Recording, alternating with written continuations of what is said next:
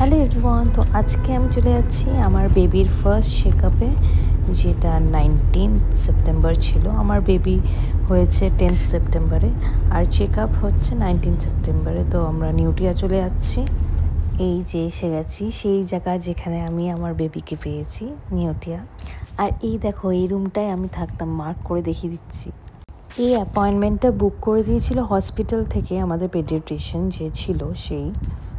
আর আমি যাওয়ার সময় এক্সপেক্ট করেছিলাম ওখানে গিয়ে আমি আমার একটা ফ্রেন্ডকে পাবো, আমার ফ্রেন্ড আর আমার বেবিরও ফ্রেন্ড। আসলে আমার যেদিন ডেলিভারি হয় সেম ডেতে আরও একজনের ডেলিভারি হয়, ওর নাম রিয়া। আমাদের ফার্স্ট আলাপ হয় যখন আমরা অ্যাডমিশন করি। আমাদের সকাল সকাল অ্যাডমিশন করতে বলেছিল, ডক্টর বলে রেখেছিল ওর টাইমিং আর আমার টাইমিং হচ্ছিল 1 আওয়ারের ডিফারেন্স। তো আমার বেবি হয়েছিল 2:45-এ, ওর বেবি হয়েছে 3:45-এ। এই দেখো আমি ওর সাথে কথা বলছি, ওরও বেবি বয় হয়েছে। তো আমি যেটা এক্সপেক্ট করেছিলাম ওর সাথে গিয়ে দেখা হবে, দেখি সত্যি ওর সাথে গিয়ে দেখা হয়ে গেল। তো আমরা গল্প করছিলাম। শুধু অ্যাডমিশন না, অ্যাডমিশনের পরে ওটির পরেও আমরা একই সাথে আইসিইউতে ছিলাম।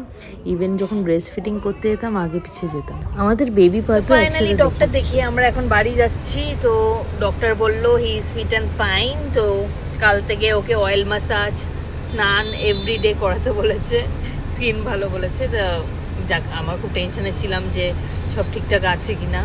যাক, আপাতত তো ভালো বললো। দেন নেক্সট আবার ভ্যাকসিনেশনের সময় আসবো।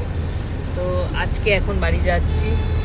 কতদিন পর আবার রাস্তায় বেরিয়েছি, সেই ওকে নিয়ে বেরিয়েছিলাম হসপিটাল থেকে বাড়ি। আজকে বেরিয়েছি 9 দিন পর, আজকে 9th ডে। 7 দিন না 9 দিন।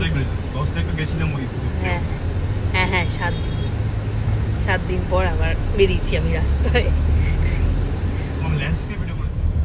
মানে চারিদিকে আমি প্যান্ডেল দেখতে দেখতে যাচ্ছি, প্যান্ডেল হচ্ছে আর দেখে কি খারাপ লাগছে। এবার পুজোতে আমি বেরোতে পারবো না। আমি জন্য সৌরভকে বলেছি একদিন গাড়ি করে আমায় নিয়ে বেরোস।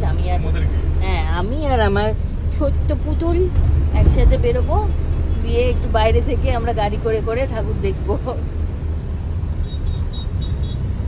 তারপরে এই দেখো আমার বর আমায় কোথায় নিয়ে এসে, সুইমিং পুল। তো এখানে গুপ্তা ব্রাদার্সে একটা হেভি রাবড়ি পাওয়া যায়। হ্যাঁ, তো ওই রাবড়িটা আমার খুব পছন্দের। তো ওটা সৌরভ এখন নিয়ে আসবে। আমার আজকে খুব বাইরে খেতে ইচ্ছে করছে, আমি তো বাইরে ভুলভাল খেতে পারবো না, তাই এই রাবড়িটা অ্যাটলিস্ট খাই। ও আমি বুঝতে পারছিলাম না কি খাবো, সৌরভই বললো যে তোর একটা ফেভারিট জিনিস আছে। কি দিয়ে হলো গুপ্তা ব্রাদার্সের রাবড়ি। ইয়ে, থ্যাংক ইউ। দেখো আমার বর আসছে ফাইনালি রাবড়ি নিয়ে। এই রাবড়িটা খেতে আমার খুব পছন্দ, আমি নিজেও ভুলে গেছিলাম। যাই হোক, কিন্তু ওর ঠিক মনে আছে। রাবড়ি আ গয়া। Thank you. পুজো পুজো ওয়াইপস। তো আমার ভিডিওটা এখানেই এন্ড করছি, তোমাদের সাথে আবার নেক্সট ভিডিওতে দেখা হচ্ছে। চলো বাই বাই।